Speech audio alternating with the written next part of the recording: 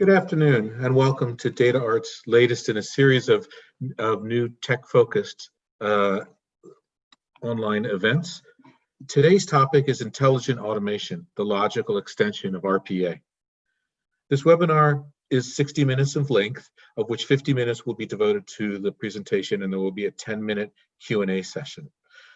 Questions can be submitted via the button at the bottom of your screen.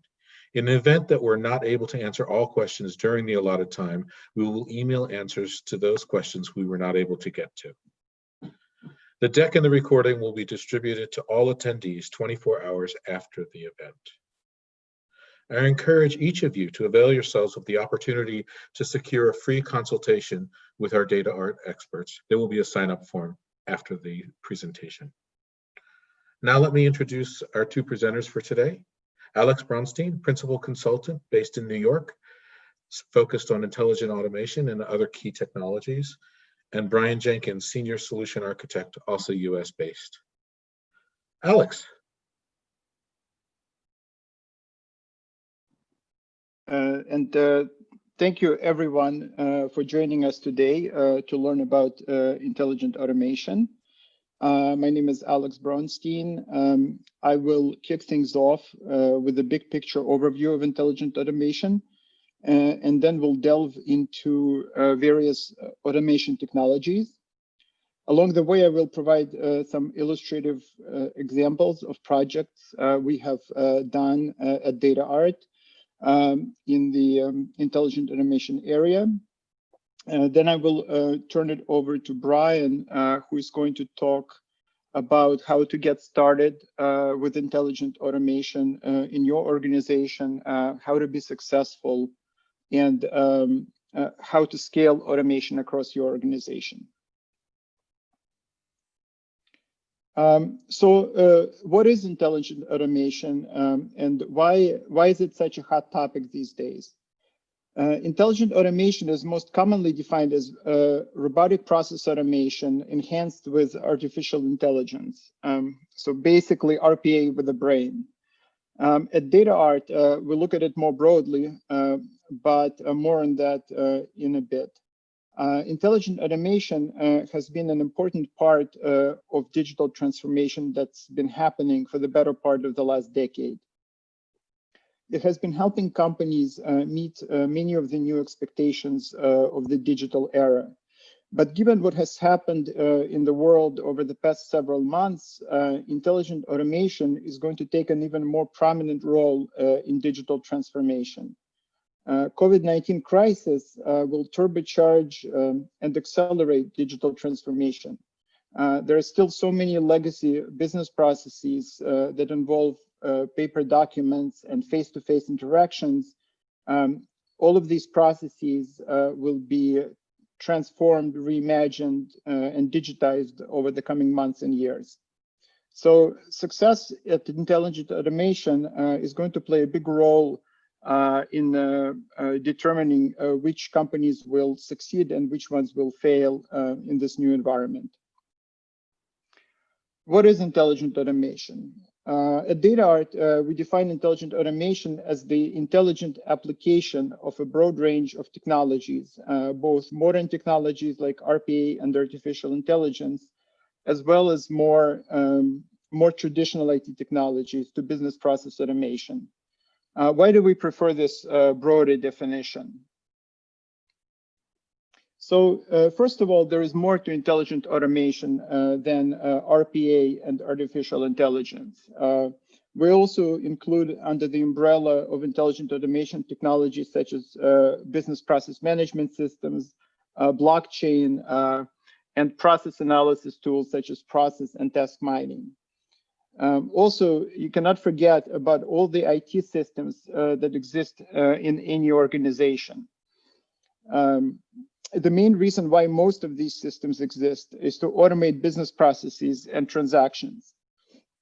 This includes core business applications that are used by employees internally. It includes all of the digital channels such as web, mobile, and chat APIs that are used by customers, by by partners and by suppliers. It includes data and infrastructure that supports all of these systems. All of these existing systems are going to be part of any future automation infrastructure.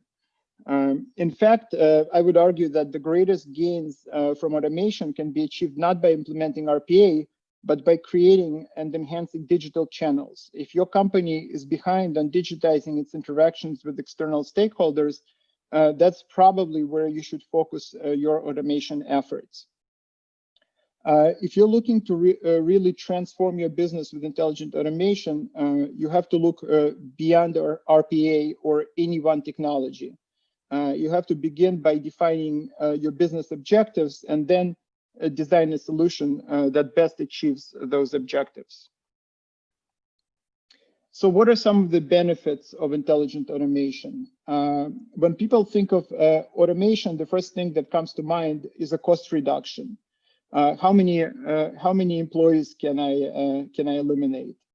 But if you ask most of business and IT executives, they will not put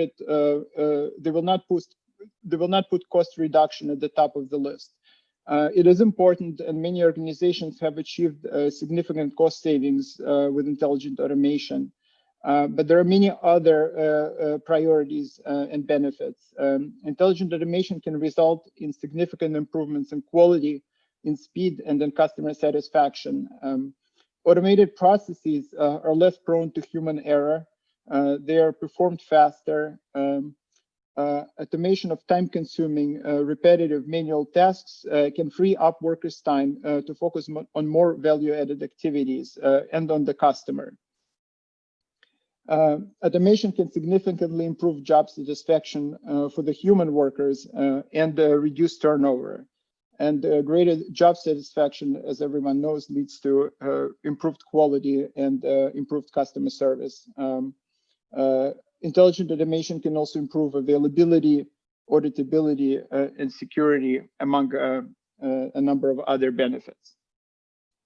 So now let's take a deeper dive into different technologies of intelligent automation. We will start with RPA because it is the most popular and widely used of the modern technologies. But I want to caution right away that while RPA is a powerful technology and it has a place in any organization, it has a number of drawbacks and limitations. It can automate business processes, but it cannot really improve and transform business processes, even when it is enhanced with artificial intelligence. If you want to fundamentally improve and transform business processes, you have to look beyond RPA. So what is RPA? RPA is software that allows a person to configure a so-called software robot, basically a program that can perform the same types of tasks that a human being can perform using a computer. RPA robots can log into applications, enter data into applications or extract data. They can manipulate files and work with all types of desktop software. They can read emails, then they can execute a series of rule-based tasks. They can perform loops and conditional logic, and many other things. RPA robots can be used in an attended fashion, basically launched by a user, or they can be used in an unattended fashion, running on a server and launched by a scheduler or as a result of some system event. So why is RPA such a popular technology?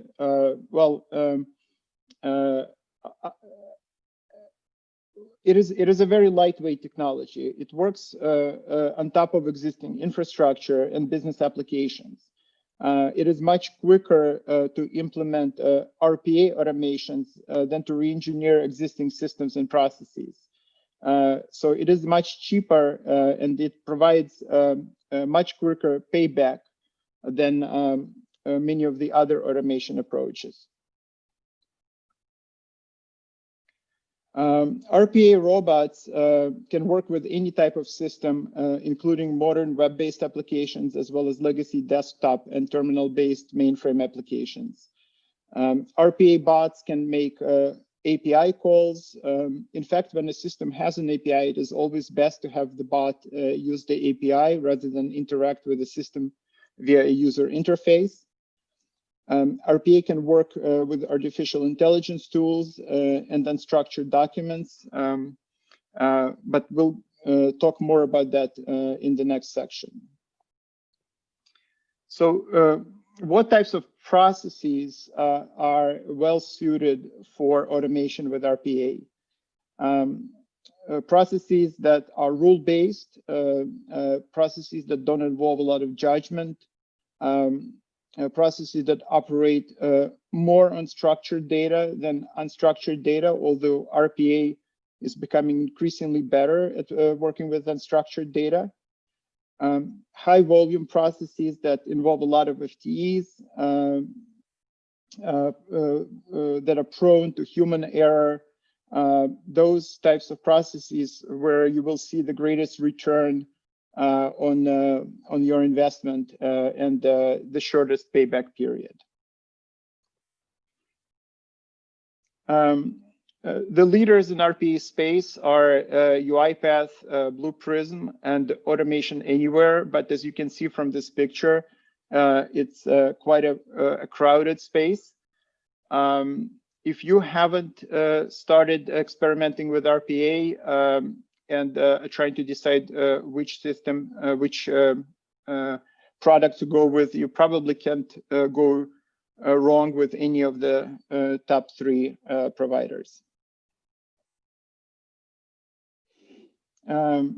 So what are some of the pitfalls and limitations of RPA? As I mentioned earlier, one of the key reasons why RPA is such a popular technology is that it's lightweight and works on top of existing systems and infrastructure. This is also a weakness of this technology. When RPA automates an inefficient process, it results only in marginal benefit. One way to think of RPA is as another type of end-user application. End-user applications usually exist because of the functionality gaps in core business applications that inevitably develop as business needs change. So by layering RPA on top of existing core business applications, as well as end-user applications, can increase complexity and fragility of processes.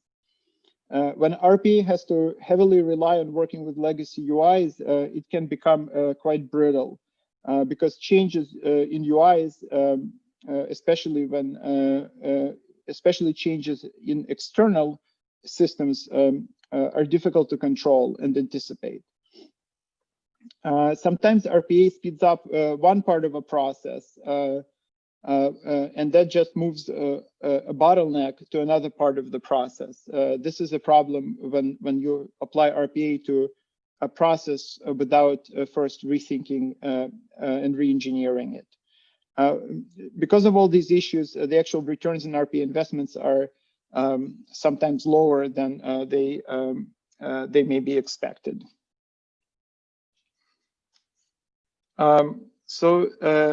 Now let's turn our attention to the technologies that put the word intelligent into intelligent automation, artificial intelligence and machine learning. AI and ML technologies replace or supplement human cognitive functions with machine intelligence, and this makes them great candidates for use in automation. There is no one way to classify these technologies, but from the point of view of business automation, I find it useful to divide them into 3 categories.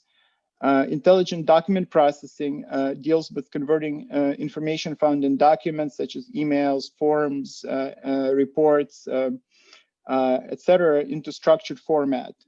Natural language processing deals with understanding human language, whether it is written language or spoken language, and extracting meaning and intent from that language.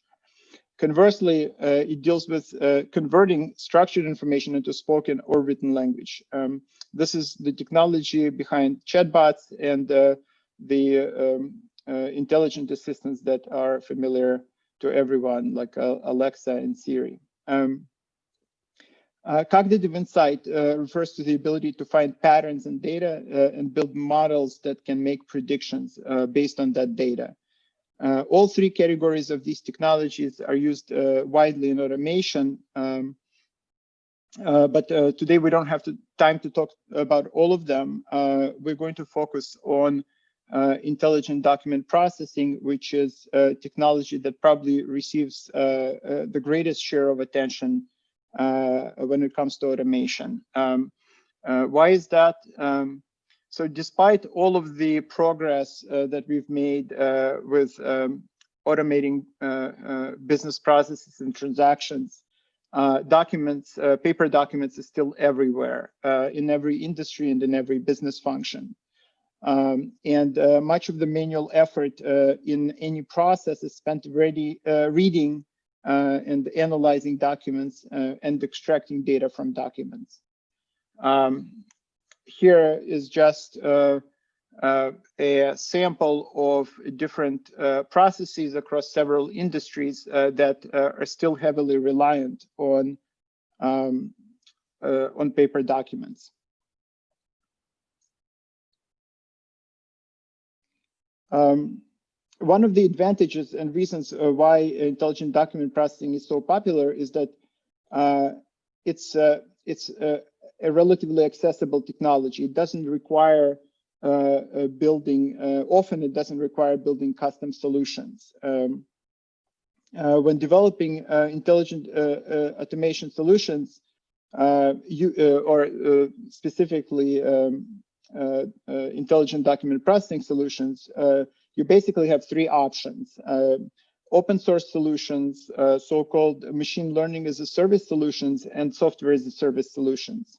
Open source solutions are on one end of the spectrum. They come with prepackaged libraries and models for intelligent document processing, which helps you jumpstart your project. These solutions offer you the greatest flexibility and control of your project. They can be easily implemented directly into your existing applications. They're also free, which is always nice. On the flip side, they require qualified specialists to implement solutions. These programs are not trained on very large volumes of data. So out of the box, they may not work very well. The recognition quality may be fairly low. If your company has to work with particularly complex and non-standard documents, or you have a very high volume process that requires very low error rate, this is probably the approach you should take. Software as a service solutions, on the other hand, are completely out of the box. They come with easy to use APIs and they require little, if any, specialized knowledge. They are pre-trained on large number of typical documents, such as invoices, loan applications, etc. They should work well for many of the simpler and more standard use cases. The disadvantage is that you have to continue paying for these when they're in production. And they're also not very customizable. Machine learning as a service solutions kind of fall somewhere in between the two. They're easy to use and deploy. They're pre-trained in a lot of data, and they can be customized to some extent. They can become expensive as you have an ongoing expense when they're in production, just like the SaaS solutions. If you're contemplating a project that involves intelligent document processing, you can try SaaS solutions first. If that doesn't work, try machine learning as a service solutions. And then if you can't achieve the results that you want, move on to open source solutions. A good example of an intelligent automation solution that combines RPA and intelligent document processing is a project we recently did for a consumer finance company in North America. This company is a leader in financing of home improvement projects. They provide financing through a network of builders and home improvement contractors. One of the project's goals was to automate the validation of loan contracts. As part of loan origination, the company needs to make sure that the information in the loan contract matches the information that was submitted by the builder through their online portal, and make sure that no information is missing and that the contract is signed properly. We had already been using UiPath RPA software to automate many of the company's business processes, but we found that IDP tools provided by UiPath didn't work very well for this particular problem. They did not provide good recognition quality for the types of contract documents this company was using. So we had to come up with a custom solution that integrated multiple tools. This is actually quite typical of intelligent automation projects. You often need to try a number of different tools to put together a solution that works. The solution we ended up putting together combined 5 different tools: UiPath as an overall automation and orchestration tool, 3 different tools from AWS, TextTract, Recognition, and SageMaker, and some custom development with Python. TextTract was used to extract data from documents as key value pairs. Recognition was used to determine if a document was properly signed, that signature box contained handwritten text. And SageMaker was actually used not as an ML solution, but more of a front end for internal staff to validate the data that was extracted from TextTract. Using TextTract.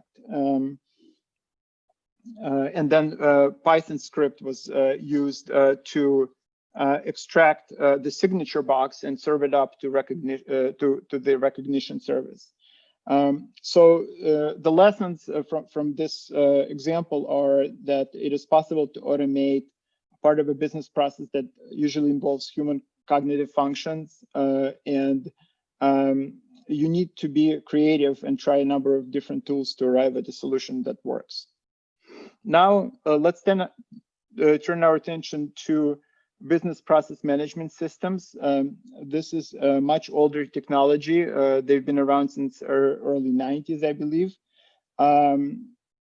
Business process management systems are still very much in use today, and still very much relevant.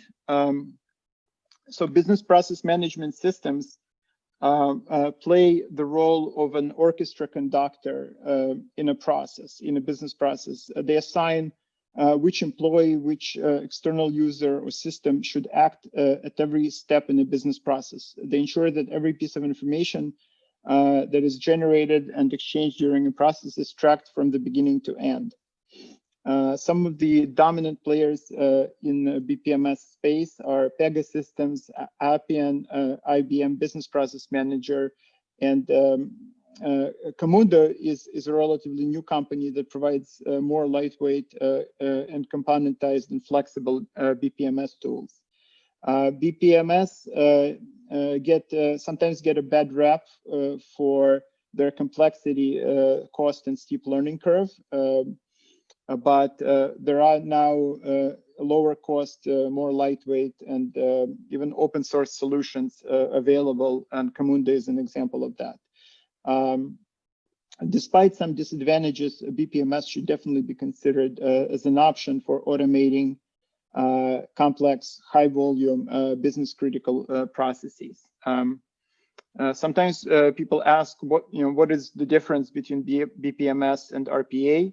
The main difference is in the focus. So BPMS are focused primarily on re-engineering and streamlining high volume end-to-end core business processes, while RPA is more focused on task automation. BPMS have a much higher business impact, require much greater implementation effort, require more changes to the existing systems and re-architecture of existing systems, also much more costly, and take quite a bit of time to learn.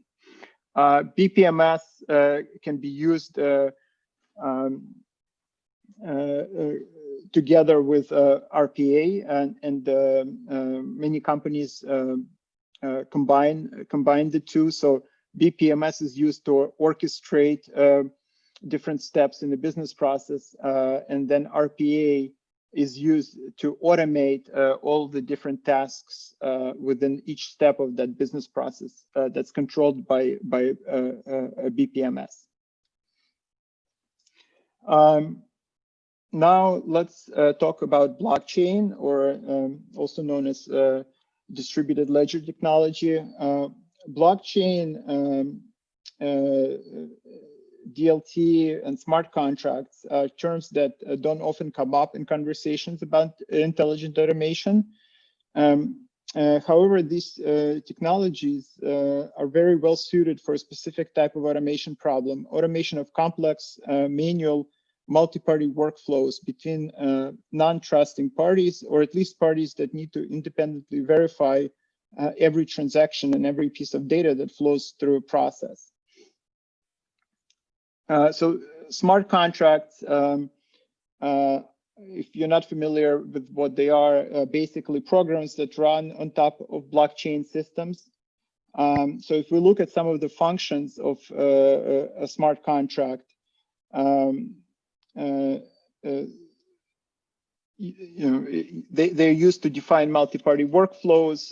They define business rules for processing transactions. They determine how data is shared between parties. They are responsible for tracking states of a transaction. So if you look at these functions, you realize that these are pretty typical functions of a business process management system. So blockchain and smart contracts can be thought of as a BPMS for multi-party workflows. So let's look at a project where distributed ledger technology was used successfully to automate a multi-party business process. This was a project in reinsurance space.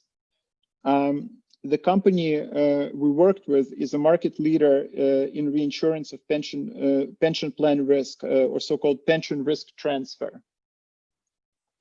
Pension plans buy insurance from insurance companies to protect their beneficiaries in the event that a pension plan's performance falls outside of set boundaries.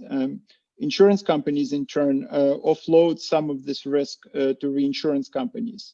The process involves multiple insurance and reinsurance companies, as well as the pension funds.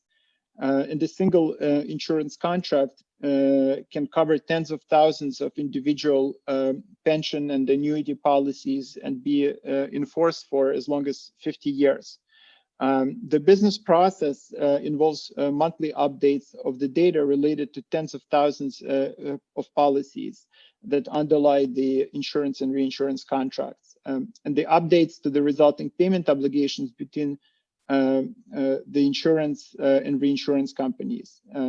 So prior to the implementation of blockchain solution, all of the administration work was manual, and it involved exchanging data in spreadsheets via email between multiple parties. Each party had to maintain an internal system of records for managing the data, performing payment calculations, and for reconciliations.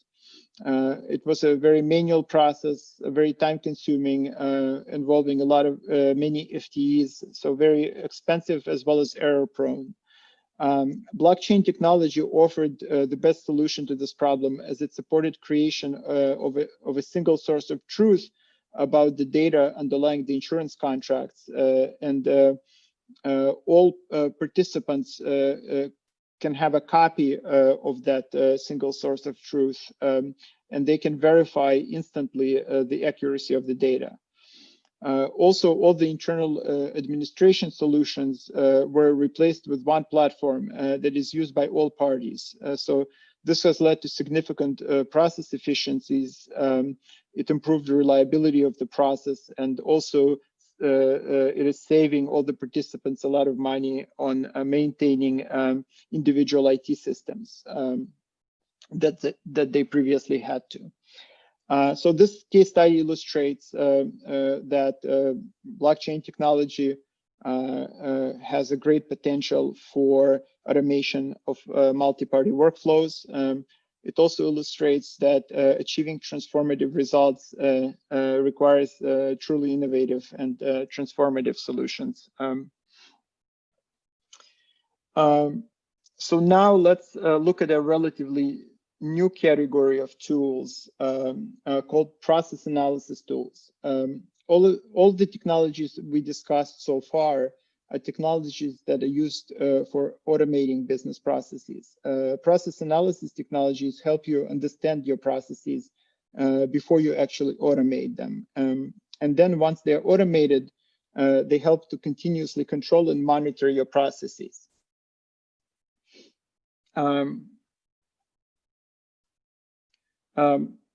Process analysis and modeling has traditionally been a very manual process. It involves interviews with process participants, observations, and analysis of various artifacts of a business process. It involves drawing lots of flow charts that sometimes can only be understood by the person who drew them. So it is very inefficient, and it often misses what's actually happening inside a business process, all the exceptions to a typical business process. And the artifacts of this process very quickly become outdated. So the new process analysis tools, they address this problem. They help visualize and analyze processes based on data collected from the actual actions performed during a process. They are data-driven and they provide unbiased and actionable results, actionable insights. There are two process modeling technologies that we're going to quickly talk about: process mining and task mining. So process mining works by collecting data that is generated by business applications.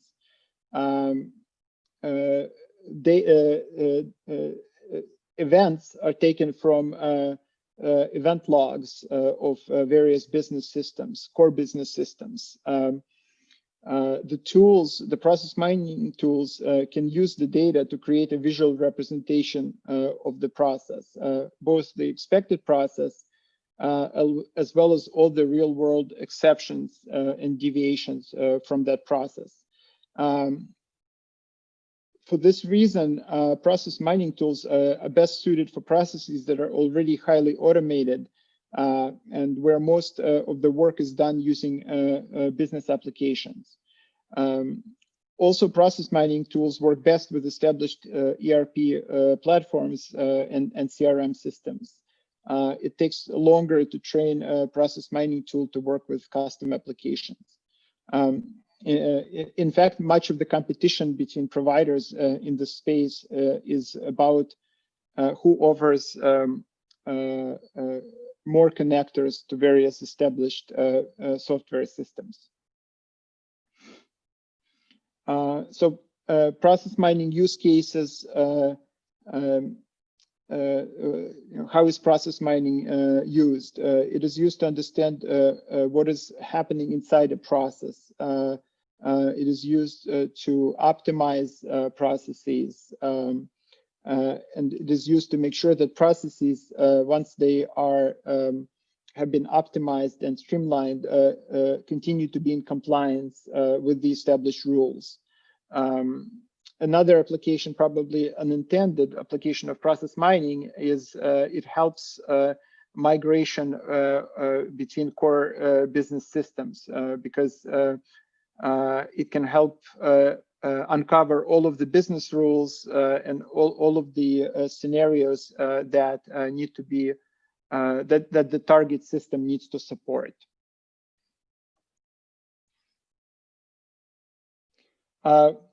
So task mining, it's also called process discovery, works by actually capturing actions that people perform on a computer. Task mining software collects actions performed by multiple workers and uses AI to build a map and a visual representation of a process.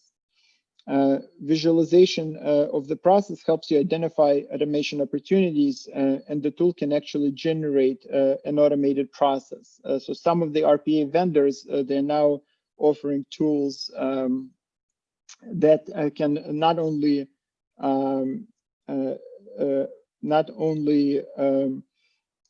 learn how a process works, but they can actually generate an automated process. Automation Anywhere, one of the leading RPA vendors, has a tool like that. It's called Discovery Bot. So in a way, it is a bot that can create other bots. Very briefly, this is how Automation Anywhere, the tool from Automation Anywhere works. A process analyst creates a discovery project, invites workers to participate in the project. Workers start to record their actions in a particular process on their computers. They can annotate steps in the process, and then all these multiple recordings are combined and create an aggregate visualization of a process. This allows a process analyst to identify automation opportunities and then prioritize them for implementation, and then actually to generate a robot.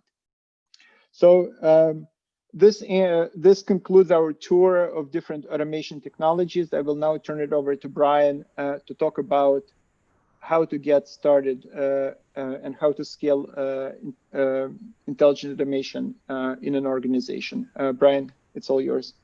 Thanks, Alex. So whether or not you're familiar with these foregoing technologies, at this point, you can likely imagine how they might apply to business or technology problems you're currently facing. If you began researching and thinking about intelligent automation solutions, you would make some progress by identifying pain points to alleviate and defining the scope for some initial project or pilot. And a pilot may be a single project or a set of related projects, but this is a natural place to start. Now, starting a pilot already requires some momentum. Then scaling further requires commitment and buy-in from business leadership and intentional planning. In this context, intelligent automation is a longer-term process your business is engaged in, as much or more so than it is a description of how a set of tools are applied to streamline its activities. So here's a typical progression. As we've seen, the adoption of intelligent automation technologies typically begins with that pilot. A pilot focuses on a single process. It establishes standards for metrics, practices for iterating and incrementally improving the situation, and setting patterns of operation. A pilot is equally an opportunity to evaluate and compare automation tools and implementation alternatives. Because the pilot does benefit from a momentum boost, many organizations seek partnerships with automation, RPA vendors, and service providers to provide guidance and best practices to jumpstart the process. So in deploying the pilot, the basic operations are typically owned by IT, while the continuing iterations, assessment, and learning and process evolution are owned and led by analysts and business stakeholders. So an IT's intelligent automation capability does not sit comfortably within IT or within a single department or a business unit. Automating more and more processes on a product-to-project, team-to-team, piecemeal basis generally will fail to deliver the full value of this. So with the outcomes of the pilot project in hand, its lessons and the experience gained from optimizing it, driven by measurements, the pilot team can present and demonstrate to business leaders the value of the automation approach. And that transitions to, with some leadership buy-in, this intelligent automation effort can begin to transition from a pilot to a corporate initiative, led by the business and executed by a center of excellence. The COE. The COE is responsible for aligning senior stakeholders across business units, IT, and HR, while it gathers potential automation opportunities, prioritizes them, provides guidance, or even implements solutions across the organization. And finally, as more processes benefit from intelligent automation, the COE can expand to include additional stakeholders, govern a group of centers of excellence in some federated model. But here, Let's pause and consider an example and a problem and a solution. Late in 2017 and into 2018, NHS Lothian began a pilot at Western General in Edinburgh that involved attendant RPA robots and machine learning models to improve their gastroenterology referral triage process. The pilot was rolled out across 6 consultant gastroenterologists who previously were triaging around 30 to 40 GP referrals a day. Of these usual referrals, over 30% of them were classified as urgent suspected cancer. During the pilot, an internal steering board directed the effort, and they initially began by considering other specialties as well as before aligning on gastroenterology. The specialty had seen a 20% increase in referrals since 2015, and this resulted in a 12-week average waiting time for patients to be seen by a specialist, with some waiting up to 52 weeks or more. They evaluated contributing factors to these wait times and found that improving the triage process would significantly address the problem. Prior to the pilot, a GP would submit an electronic referral to the specialist. The specialist would evaluate the referral to decide whether a patient should be sent to a clinic or taken in for testing, such as an endoscopy. Even this step could take around 2 days to render a decision. They comprehended the scope of the problem by analyzing over 25,000 GP referral letters over a 4-year period, and that analysis showed that their triage process was complex, with over 120 outcome permutations, with a high variability in how triage decisions were made. This variability was manifest as they had a group of specialists effectively re-triage cases to see how well those decisions aligned with the previous, when the significant percentages did not match. Even when facing this potentially error-prone process, and the proposed solution included a set of 2 RPA robots and 2 AI models. As a proof of concept, an NLP model was trained on previous referral data to prove that it was possible to extract the right structure to enable these classifier models to make urgency and outcome predictions. Into the pilot, the 2 AI models were one for classifying patient referrals as urgent suspected cancer, urgent or routine, and the other for predicting appropriate triage outcome, whether the patient should be sent to a clinic, taken in for a colonoscopy, endoscopy, both, or another test. The 2 robots were responsible for pulling the patient medical records and booking appointments based on the model predictions. For those interested, the classifiers were developed incrementally by iterative experiments, where the analysts began with traditional machine learning algorithms, namely support vector machine, random forest, and k-nearest neighbor approaches, before moving on to training a convolutional neural network and comparing the baselines for each. So the pilot itself was conducted such that the automated triage process first ran in a shadow mode while additional training data was collected, followed by a period of allowing the automation solution to triage a cohort of these urgent suspected cancer referrals, subject to clinical or risk and management considerations. And starting this year, when the process went live for 50% of their target cohort, after 2 years of the pilot period, the solution also includes a real-time analytics dashboard that reflects referral patterns and a UI for humans to assist the RPA robots when the auto triage decisions are in doubt. The referral turnaround, even with this fraction of referrals processed, that 50%, has reduced about 15% against their average 2-week wait targets. So NHS Lothian has next plans to expand this approach to triage referrals for breast cancer patients. From this case, you can see an example of just how a pilot begins, how its conditions are set, and how it proceeds. So while this process is not always precisely the same, the beginning, it typically proceeds by these stages of qualification, quantification, and then delivery. The activities that fall under this qualification stage might start with some motivated team in a single department has some pain points, members of leadership see problems like this measurable gap in time to referral within this health system. And in this system, in this case, they then formed a group to examine these referral workflows before creating that steering board. They still selected owners of the process, met to review their workflows, determined prioritization and selection criteria, used existing tools and analytics to assess those workflows, and selected the starting case. Quantification may begin before qualification is complete, when assessing steps to automate using existing analytics, but this stage properly begins when new measurements are taken to validate the selected process, that process selection. So this is the stage when years of referral documents were processed and re-triaged to measure the variability of urgency and outcome decisions, as well as confirm the viability for automating of that choice. During the quantification, so the working group or their set of groups, they should define the meaning of success and the key performance indicators to measure that success against. These will be revised as the pilot progresses, but they're important to set prior to development. The delivery stage is the product or product development stage. So an automation solution that includes developing RPA robots or refining business processes, that still involves the common stages of software development. In particular, this development cycle should resemble agile product development, where your product is the process. Your product is the process, and not just the components you might be developing. So that means we analyze first, evaluate the feasibility of automating the process, discover the business and technical constraints, risks, and then document those assumptions. We design based on those constraints and assumptions, develop and test the automated process and components, deploy them, integrating them as appropriate into production, either side by side or replacing existing process piece by piece, stabilizing by monitoring performance, and optimizing, refining, and repeating the cycle.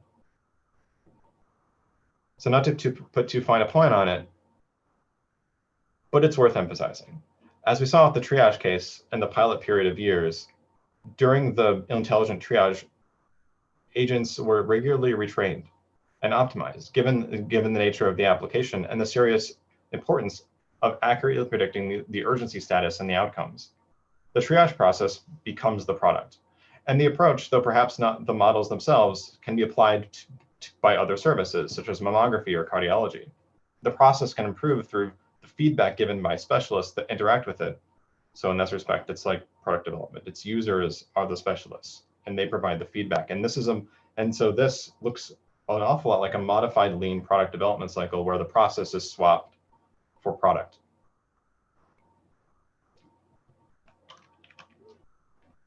So looking beyond the pilot, if you're looking to expand the scope of your pilot or evaluating how to move on to automating more processes, it'll be tempting to use your deployed, if you have them, RPA or BPM platforms, or add more robots to solve for manual cases in the near term.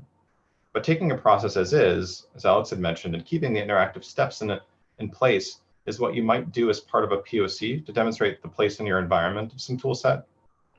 Even with a process that involves a single person, the gains from automating it will come when you introduce a mix of interactive as well as back-end modifications. The process will change. So for example, maybe the GP referrals, wouldn't require a separate entry form submission like they do now to make sure that they're in digitized form to be processed.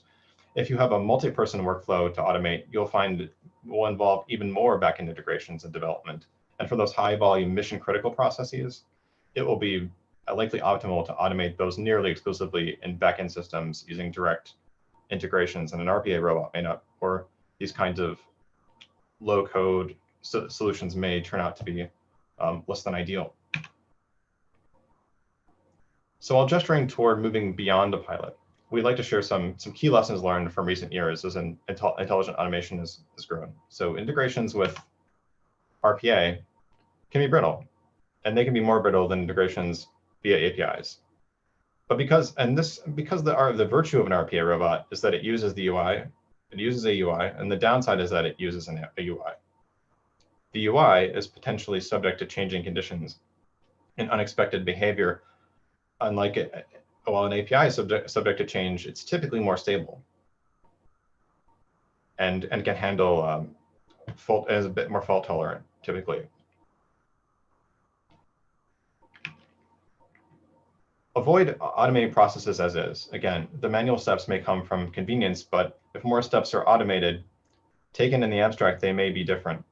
Take advantage of the opportunity to improve the overall shape of the process. Maybe now you send a fax to print, and communicating something as part of a workflow and automating the following step may be suboptimal when applying AI to a scan of the fax instead of keeping the document flow digital. Next, would you observe and consult with the staff performing the work? So you've talked to the SMEs, but also consult staff, other affected staff like nurses or administrative support. They usually have important insights, especially with respect to exceptions, and decompose the process steps carefully and log them. A human may be doing many steps at once. Automate them as many. Finally, consider consulting automation experts instead of self-evaluating and purchasing tools just on your own. So take advantage of the momentum boost with that third-party jumpstart. Your organization will build the muscle over time and should, and take ownership of it, but don't worry about getting there in order to start. And plan to communicate the goals of an automation program within your organization. People may be concerned how automation affects their work now and in the future. And you should reach out to them, describe the program's goals and how it's going to improve their effectiveness. And that brings us to stepping fully beyond it. And after a piloted some successful automation efforts, we've been wondering, why would you set up a center of excellence? And I mentioned that intelligent automation is a longer term concern for a business, and that requires strategy. And a common approach to leading an adoption effort is to establish the COE. And a COE is enabled by a corporate initiative, by full buy-in, by full leadership buy-in. So the COE is a group of leaders and experts, and it's often an owner who's a senior business stakeholder, who has senior decision-making authority, senior representatives from business units to reflect the priorities of those business units, and they can propagate governance decisions, representatives from IT, HR, compliance, especially for representing the interests of employees affected by automation, and provide guidance on prioritization and impacting the assessment on operations. And finally, all of whom will provide guidance and best practices, that automation strategy development and support through functional groups. Maybe they're attached architects, analysts, developers, data scientists, and engineers. This group should present an operation model, performance standards, and evangelize for the automation technology, for the adoption of those automation technologies. It's important to see the COE as cross-functional and not another silo. So finally, the final piece I will share is about expanding the COE. I mean, after years of maturing and your automation practices run throughout your organization, it may be necessary to expand the central COE and enhance the structure with additional stakeholders, maybe a separate evangelist role, more functional teams, and a steering committee. And you might couple this with establishing COEs within individual business units that will be coordinated, orchestrated by the central COE. In the triage case, there may be a medical COE, a radiology COE, an emergency COE, a surgery COE, and on, and as automation is propagated throughout the organization. So with that, I'd like to express that we're happy to take and answer questions, and thank you very much. Brian and Alex, thanks so much for sharing with us your expertise. A few questions have already been submitted, and I encourage you to continue with that process. Feel free to ask additional questions. Some of them are fairly general and some are highly specific. Let's start with a very general one. What type of background and experience do you look for when you're hiring developers for intelligent automation projects? Brian, do you want to handle that?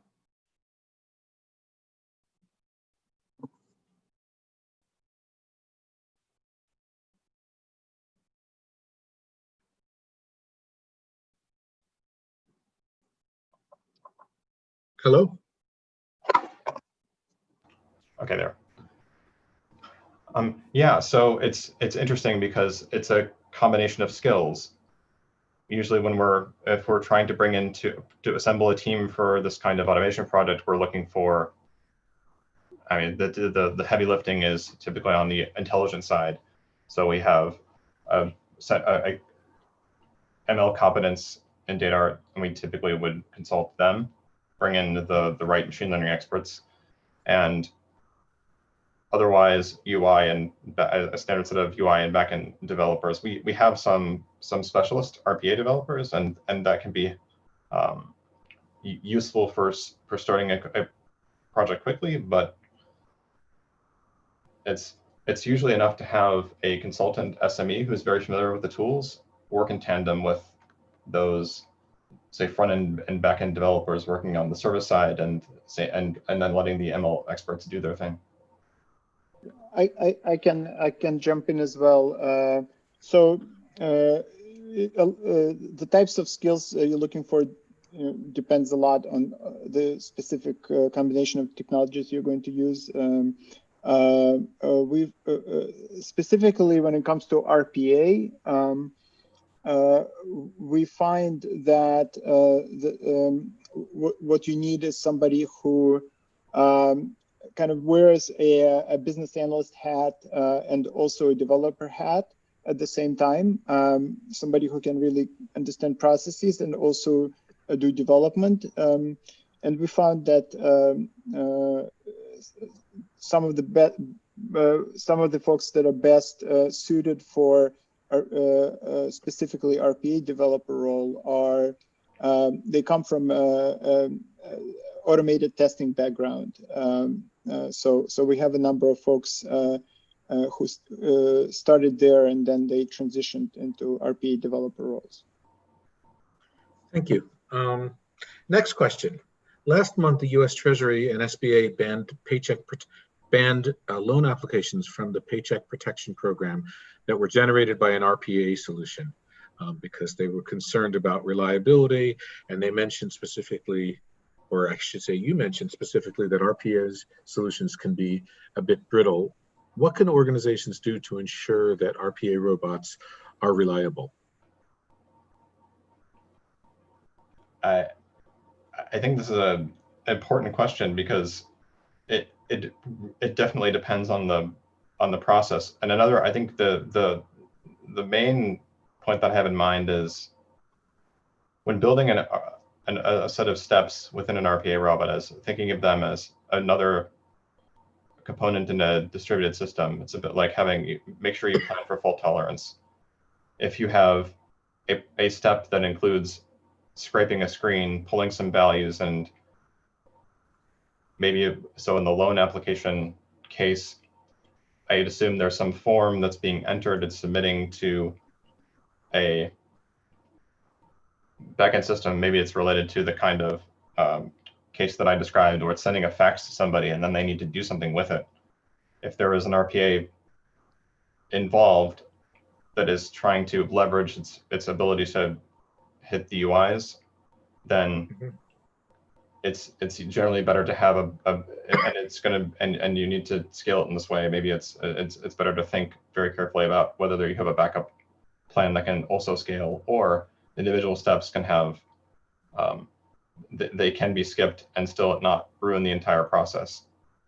But it's an interesting problem that they presented and called out, that specifically that RPA filled loan applications would be invalid.